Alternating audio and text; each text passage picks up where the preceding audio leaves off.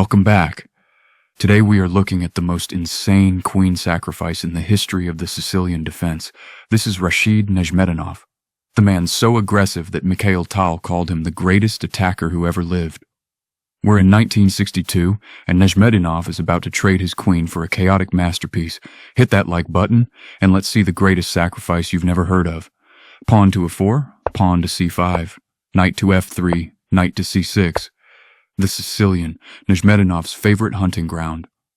Pawn to d4, pawn takes d4. Knight takes d4, pawn to g6. The accelerated dragon. Chernikov wants to breathe fire, but he has no idea who he's playing.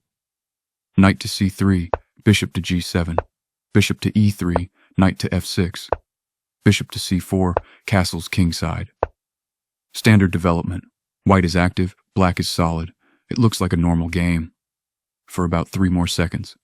Bishop to b3, knight to g4. Queen takes g4, knight takes d4. Chernikov plays the tactical trade. He gets the knight on d4, kicks the queen, and thinks he's equalized. He's feeling good. He's smiling. Queen to h4, queen to a5, castles kingside, bishop to f6. Chernikov thinks he's being clever. He's attacking the queen, trying to force it away, but Nezhmetdinov doesn't move the queen. Queen takes bishop. What? He sacrificed the queen. On move 12, Nezhmetdinov just gives away the most powerful piece on the board for a bishop and a knight. The engine is confused, the crowd is shocked, and Chernikov is terrified.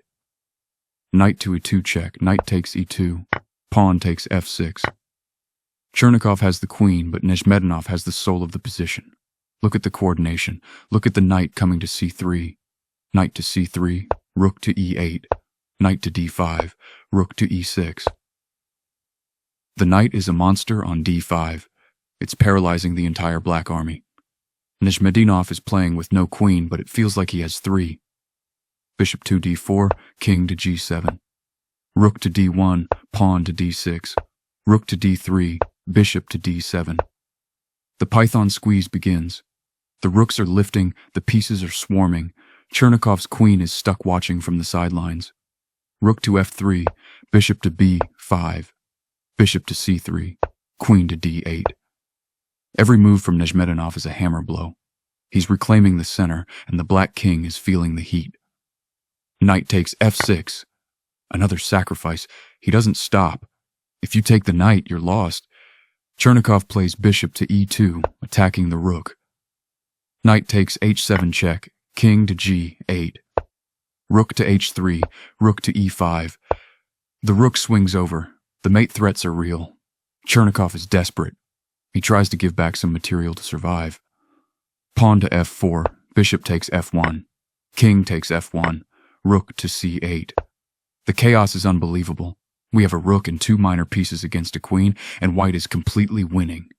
Bishop to d4, pawn to b5, knight to g5, rook to c7. The net is closing. Nezhmetdinov is a surgeon. He finds the perfect square for every piece. Bishop takes f7 check, rook takes f7. Rook to h8, check. The rook! Another one. He gives up the rook to force the king into a fork. King takes h8, knight takes f7 check, king to h7. Knight takes d8. He takes the queen back.